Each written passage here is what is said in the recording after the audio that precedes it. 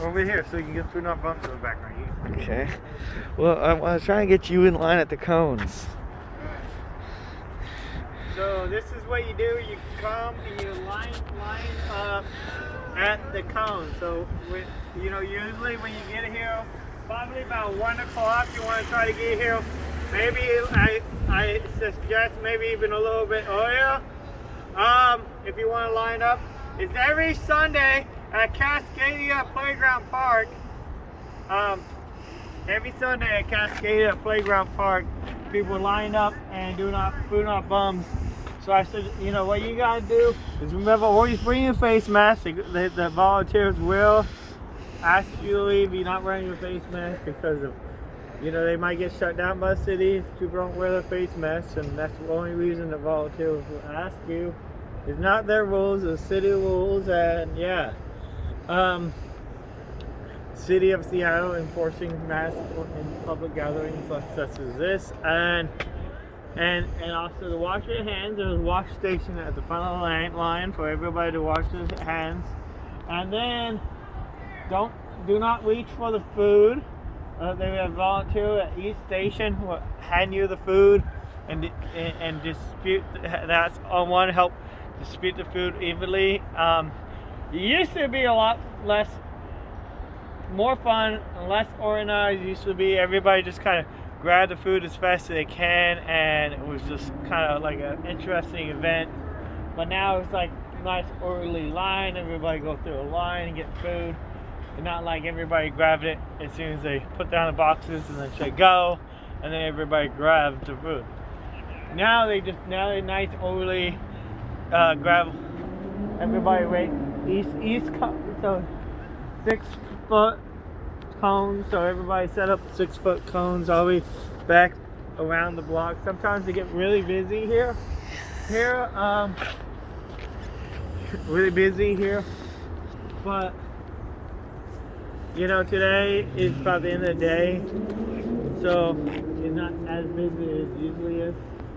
So but we give out lots of the Food Not Bum people give out lots and lots of food. There's about 5 full vans, 5 drivers they call. Do you want to tell us the requirements to get food? So there's no requirements.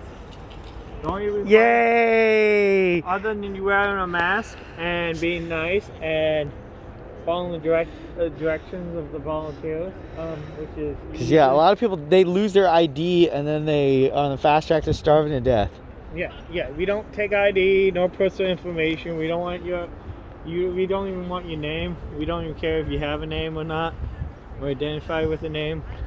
Because see, this is a true nonprofit. I wanted to call it a 501c(v). It means everything's volunteer. No, no warehouses, no nothing. It's called a non-professional nonprofit. Non-professional nonprofit. Nobody is a professional here. Nobody is not their profession. Nobody makes money off of this. Nobody has this. That's why they call it They call it a non-professional nonprofit. There are no no paperwork filing. No, they don't really. They take donations, but the donations are not really. This whole organization has to operates off of pretty much nothing. All the donations come. Man, we're out tools, but that's somebody else's van. And people can donate directly to the volunteers that spend their own money on making sure this thing's happening, and that's but they're not paying me donations. The volunteers definitely come out of pocket more than they get donations. There was a few face masks. We could totally give you one if you don't have one, but you do have to put it on. Yeah. But I mean, no, like Food Not Bums. I've been working with Food Not Bums for over 10 years. May not be in Seattle. I've met the founder and director, or so I call them the director. They're not really Food Not Bums is an anarchist type situation, so there's no real leader or director. But the founder, I met him at a conference in Florida about 5 years ago. while I was volunteering at Food Not Bums. I went to a conference. Really briefly spoke to him. He pretty much started it as a food, you know, a cupcake stand, and eventually he did, yeah. So I can probably, that's probably a whole nother video. We definitely need to make a video. There's a lot of people who put out like bookshelves or something, and it's like a take a food, give a food, and yeah. I was at a farmer's co-op. There was that out by the curb. I started a whole free day market in Florida. I actually worked with the founder of the free day, with a really free day market.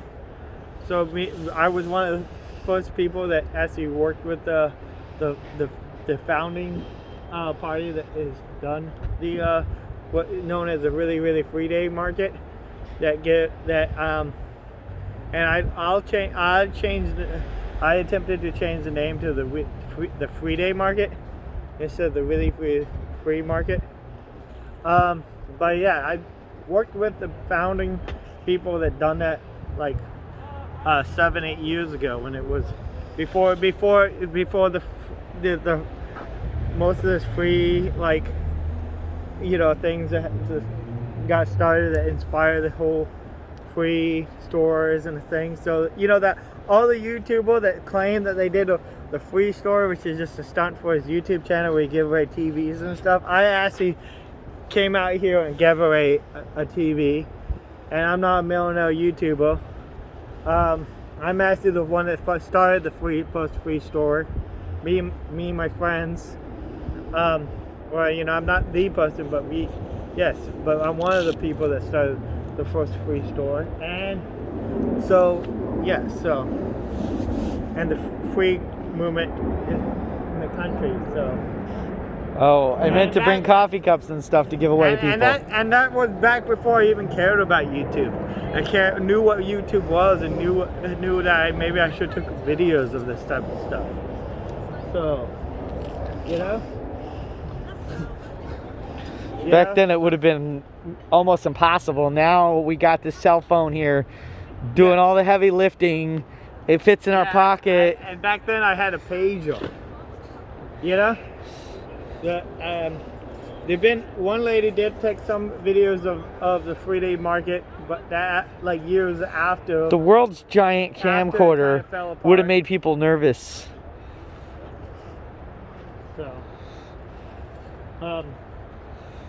So a very chilled and relaxed environment here. Like, everything's kind of cool. Everybody's just flowing through. You guys are welcome to come and bring any type of donations you guys want. Even though most of the donations they have partnerships with local food banks, or not local grocery stores. They talk to the managers of the local grocery stores and explain them what they are doing. Several of the grocery stores in town, they have only spoken agreements with to have pick up of food instead of letting it go into a landfill. Well, yeah, we used to get different days of the week. That was our pickup. I'm not even saying the type of what stores are, because the managers may not, the corporate stores may not even agree with the manager decision to donate the food. No, the food's always donated. Safeway doesn't have dumpsters. Yeah. We had to have dumpsters at our food rescue. And a lot of it went to waste because people are like, oh, I'm not going to come get it. I'm saving it for poor people. And then, honestly, if you're rich, go to your local food bank and get a bunch of bread or whatever, organic strawberries in the spring, and then donate money to help them pay for the electricity to run the refrigerator or whatever. Yeah. Because a lot of this, there's 50% of the country food is actually thrown away. And you know, they say that like 30% of the food in the grocery store, especially bread and stuff, is thrown away. So it's okay, like because if you can afford food, it doesn't mean you got to come to the food bank. No, come to the food bank and donate. You know, still come receive the food if you want. Yeah, we feel like everyone should have a barrel of You keep biodiesel algae in their backyard. Keeping the food out of landfills. You know, you keeping the food, even if you could afford to come here and eat, you're keeping the food out of the landfill. So if you feel bad about taking food for free, even though you can afford it, donate to the people that are helping. Yeah, just like come at the end when there's no line and take some bread home. You know, hand them a super 20, expensive hand them bread. like a 20, man. They make them a day, or $100 bill if you can afford it. You know, that would really make the day. And I'm sure they could always use like folding tables and things with wheels. Yeah. Hand truck, a dolly. Yeah, maybe I should donate them a floating table. Well, that person right there, we should almost go interview them. The little basket on wheels, that's always a good idea. You know, we should interview people that help those suggestions. We're at 10:50. Okay. Well, we had 10 minutes and 50 minutes. Make sure everybody that hit the like button, because it helps, you know, get these things out. And subscribe, even if you're not really interested in watching any more video, because it does help. You can always unsubscribe later, but we appreciate if you do just keep subscribing. You know, and sometimes YouTube does for whatever reason have a glitch that will unsubscribe you for some reason. So just make sure that little thing in the bottom is red, and not red but gray. If red is bad, that's great. So thank you for watching. Alright, bye. Okay, and then are we doing a panorama? Are we turning it off? Yeah, we turn it off.